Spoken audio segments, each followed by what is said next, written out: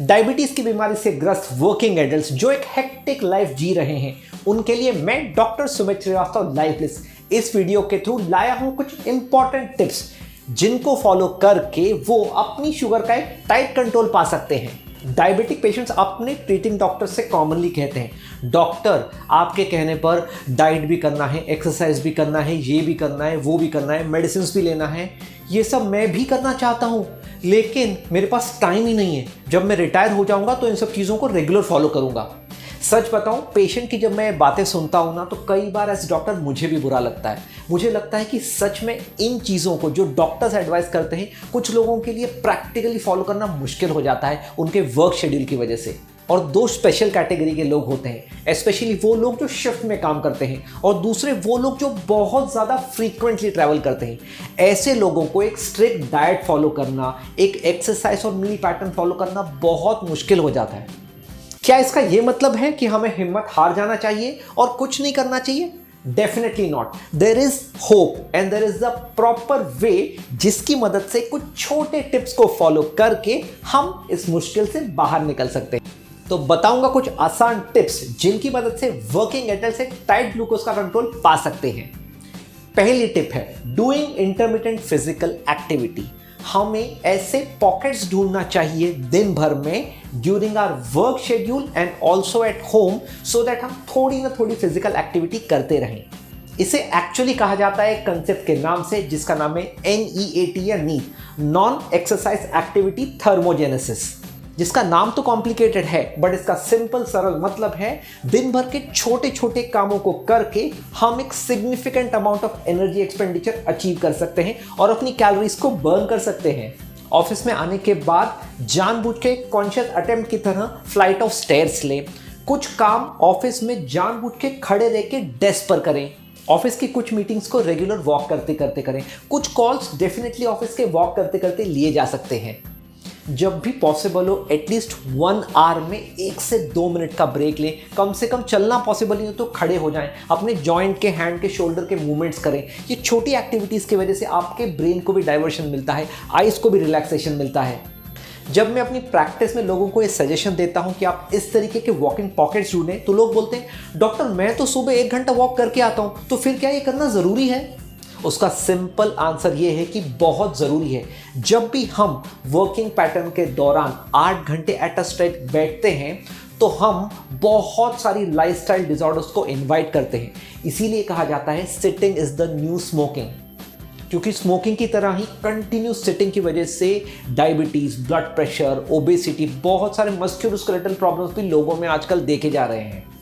दूसरा एडवाइस है डाइट को लेके, जिसके बारे में हमारे डायबिटिक पेशेंट्स डॉक्टर्स के इंस्ट्रक्शन सुन सुनकर पूरी तरीके से पक चुके हैं। इस वीडियो में मैं आपको ये नहीं बताऊंगा कि क्या खाना है क्या नहीं खाना है, वो हमारे प्रीवियस वीडियोस में हम आपको बहुत बार बता चुके हैं।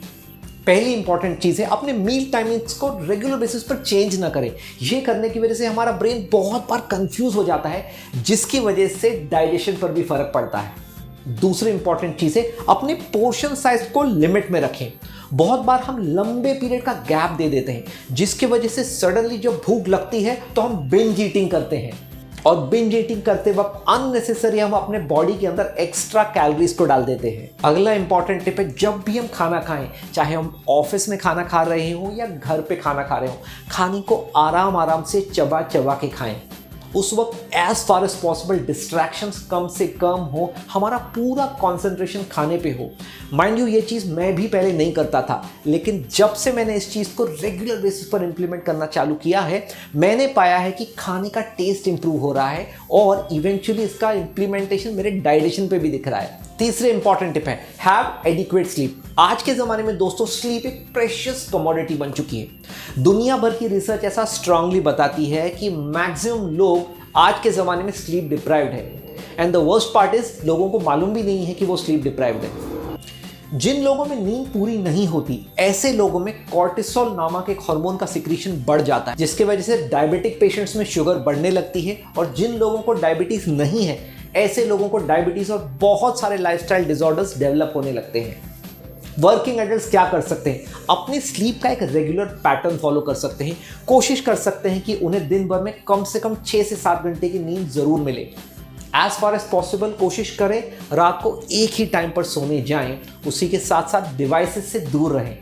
हमने हमारे चैनल पर स्लीप के बारे में, स्लीप हाइजीन एक्सप्लेन करते हुए बहुत सारे वीडियोस पोस्ट करे हैं। उम्मीद करता हूं आपने वो देखे होंगे, नहीं देखे होंगे तो जरूर देखिए। अब ये पैटर्न फॉलो करना मुश्किल उन लोगों के लिए हो जाता है जो शिफ्ट में काम करते हैं। ऐसे लोगों के लिए एक सिंपल सजेशन मैं देता हूं कि आप जब भी घर पे आए कम से कम उस शेड्यूल को फॉलो करें, जैसे जिस टाइम पे आप रोज सो रहे हो उसी टाइम पे सोएं। इसका सबसे बड़ा फायदा यह होता है कि आपके ब्रेन में एक पैटर्न सेट हो जाता है कि मुझे इस टाइम पे सोना ही है, जिसकी वजह से हार्मोनल बैलेंस मेंटेन रहता है। अगली इंपॉर्टेंट चीज है to stay away from bad habits. Smoking और अल्कोहल एक टाइट शुगर कंट्रोल के सबसे बड़े दुश्मन हैं। It is very important for us to understand कि डायबिटिक पेशेंट्स को smoking is an absolute no. जहां तक अल्कोहल का सवाल है, ऐसा कहा जाता है बाय स्टैंडर्ड हेल्थ अथॉरिटीज कि अगर patient 60 ml of alcohol regular basis पर कंज्यूम करे तो वो बॉडी के लिए ठीक होता है। बट सबसे बड़ा प्रॉब्लम ये हो जाता है कि कितने एडल्ट्स जो रेगुलर बेसिस पर अल्कोहल लेते हैं वो 60 ml से अपने आप को सेटिस्फाई कर सकते हैं। इसके लिए मैं मेरे पेशेंट्स को ये भी सजेस्ट करता हूं कि even alcohol should be a strict no for all diabetic patients. आखिरी चीज है maintaining your stress levels at bay. लोगों को ऐसा लगता है कि अगर वो डाइट फॉलो कर रहे हैं, एक्सरसाइज फॉलो कर रहे हैं, गोलियां टाइम पे ले रहे हैं तो शुगर टाइट कंट्रोल होना ही चाहिए। लेकिन ऐसे बहुत सारे पेशेंट्स हम हमारी प्रैक्टिस में देखते हैं जो ये सब चीजें करने के बाद भी शुगर कंट्रोल नहीं कर पाते, क्योंकि उनके mental stress levels are on the higher side. So stress control करना क्या एक रॉकेट साइंस है? बिल्कुल नहीं। छोटी छोटी एक्टिविटीज करके हम अपने स्ट्रेस को कंट्रोल में रख सकते हैं। अपनी जो भी हॉबी है जिससे आपको खुशी मिलती है उसमें डेली थोड़ा टाइम स्पेंड करें। आपके जो भी फ्रेंड्स हैं जिनके साथ मिलके आपको मजा आता है, आपको लगता है कि यस मेरा दिन बन गया, ऐसे फ्रेंड्स से रेगुलर बेसिस पर मिलें। तीसरा इंपॉर्टेंट टिप होता है मेडिटेशन को लेके। जैसी मेडिटेशन का नाम आता है लोगों को लगता है it's not my cup of tea. I agree, meditation is not easy but definitely not impossible. हम कोई क्लासेस ज्वाइन कर सकते हैं। ऑनलाइन बहुत सारे सिंपल कोर्सेज अवेलेबल हैं, यूट्यूब पे फ्री वीडियोस अवेलेबल हैं जो सिखाते हैं मेडिटेशन कैसे करना है।